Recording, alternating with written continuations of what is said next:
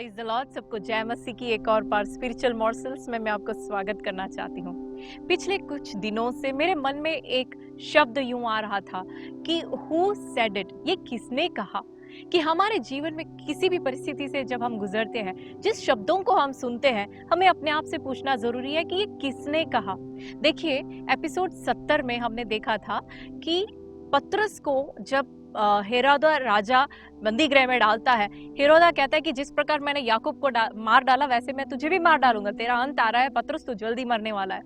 लेकिन पतरस उस रात को आराम से सो पाया, क्योंकि उसने प्रभु यीशु के शब्दों को याद किया होगा, जिन शब्दों को प्रभु यीशु ने उससे कहा था कि पतरस, तू जो बूढ़ा होगा उसके बाद तू मरेगा, तू जवान समय में कभी नहीं मरने वाला। हो सकता है उसके कारण वो उस रात को सो पाया होगा। हमने ये बात ध्यान दिया था एपिसोड 17 में।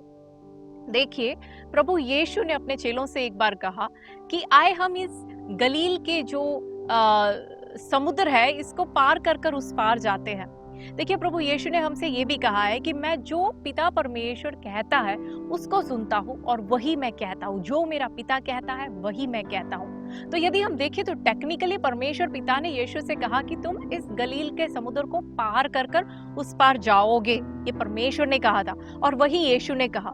लेकिन जब वो समुद्र के बीच में पहुंचते हैं तो उसके चेले कहते हैं, हे यीशु, तुझे चिंता नहीं हो रही कि हम नाश होने वाले हैं? अरे, उनको किसने कहा कि वो नाश होने वाले? यीशु ने तो कहा कि हम उस पार जा रहे हैं। लेकिन उस समय जिन आंधी तूफान का वो सामना करते थे, उन आंधी तूफान ने उनसे कहा कि तुम अभी मरने वाले हो, आज रात को तुम डूबने वाले हो, ये आपका नाश हो रहा है। और चेलों ने अपना ध्यान आंधी और तूफान की आवाज की ओर लगाया, परमेश्वर की आवाज की ओर नहीं, परमेश्वर के शब्दों की ओर नहीं। देखिए, पुराने नियम में हम एक विधवा को देखते हैं, जारिफात की विधवा।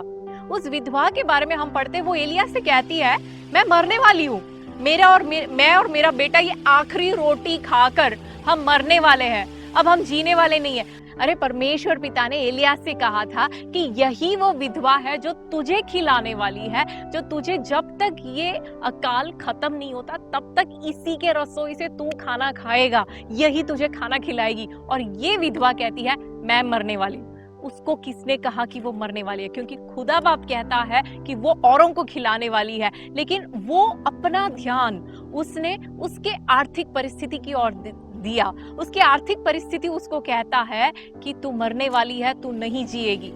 देखिए, जो परमेश्वर ने इजराइलियों से कहा था कि अब कनान देश तुम्हारा है, आप जाओ और उससे ले लो, क्योंकि मैंने तुम्हें ये दे दिया है। लेकिन जब इजरायली वहां जाते हैं, वो वहां के लोगों को देखते हैं और डर जाते हैं। अपने शत्रुओं के शब्दों पे वो ध्यान लगाते हैं। उनके शत्रु उनसे कहते हैं कि तुम टिड्डियों के समान हो, तुम तो कुछ नहीं हो, तुम नाश होने वाले हो। और वो खुद कहते हैं, हाँ, हम टिड्डियों के समान है। जब खुदा बाप ने बुलाया है कि मैंने तुम्हें ये दे दिया है, उनका ध्यान परमेश्वर के शब्द पर नहीं, परमेश्वर की आवाज पर नहीं, लेकिन अपने शत्रुओं के शब्दों पर था। शत्रु ने कहा कि तू टिड्डी है, तू मरने वाला है, और इजराइलियों ने वही पे, उसी पे ध्यान दिया। देखिए, जब जकरिया के पास जब जब्राइल स्वर्गदूत प्रकट होता है, वो कहता है कि तेरे प्रार्थना का उत्तर लेके मैं आया हूँ, परमेश्वर पिता ने मुझे भेजा है ताकि तुझे एक बच्चा पैदा होने वाला है, तेरी प्रार्थना का उत्तर मिल रहा है। और जकरिया जो है वो घबरा जाता है, वो डर जाता है, वो अपने शरीर के आवाज की ओर ध्यान लगाता है। परमेश्वर पिता ने कहा तेरे प्रार्थना का उत्तर मिला है तुझे और तुझे बच्चा होने वाला है, लेकिन उसका शरीर उसको बोलने लगा कि ए जकरिया, तू उस पे ध्यान ना दे, तू कमजोर है, तेरा शरीर कमजोर है, तू बूढ़ा हो गया है, ये होने नहीं वाला। जकरिया कहते, ये कैसे हो सकता है, ये होने नहीं वाला, मैं बूढ़ा हूँ। देखिए भाई और बहनों, हमें अपने आप से पूछना है, हमारी परिस्थिति, आज आप जिस बात पे विश्वास करते हो, अपने बारे में आप जो भी सोच रहे हो, वो आपसे किसने कहा? क्या परमेश्वर ने कहा? क्या पिता ने कहा? या आपकी परिस्थिति ने आपसे कहा है? देखिए, आपके ऊपर जो नेतृत्व में रहते हैं, जो आपके ऊपर अधिकार में रहते हैं, ऐसे लोग आपसे कहेंगे कि तू बड़े बड़े सपने ना देख, तुझसे नहीं होगा। लेकिन हमें उनके शब्दों पर नहीं ध्यान देना है, हमें अपने पिता परमेश्वर के शब्दों पर ध्यान देना है। हालेलुया। आपके आर्थिक परिस्थिति आपसे कहेगी कि आपसे नहीं होने वाला, आप आगे नहीं बढ़ पाओगे, ये आपका नाश है। लेकिन आपको अपने परमेश्वर पिता के शब्दों पर ध्यान देना है।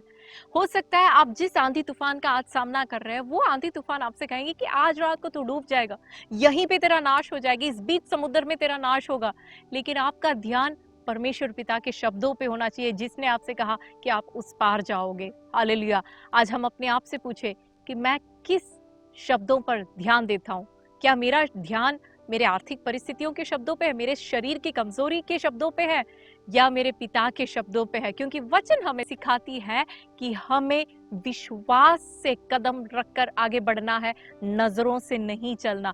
हम बहुत कुछ देखते हैं हमारी चारों ओर, जो दिखता है उसके अनुसार हमें कदम बढ़ाकर नहीं चलना, विश्वास के कदम रखकर हमें आगे की ओर बढ़ना है। आने वाले दिनों में हम अपने आप से ये सवाल पूछते हुए कि किसने ये कहा, और विश्वास के कदम रखते हुए हम आगे बढ़े। प्रभु आप सबको मदद करे। God bless you.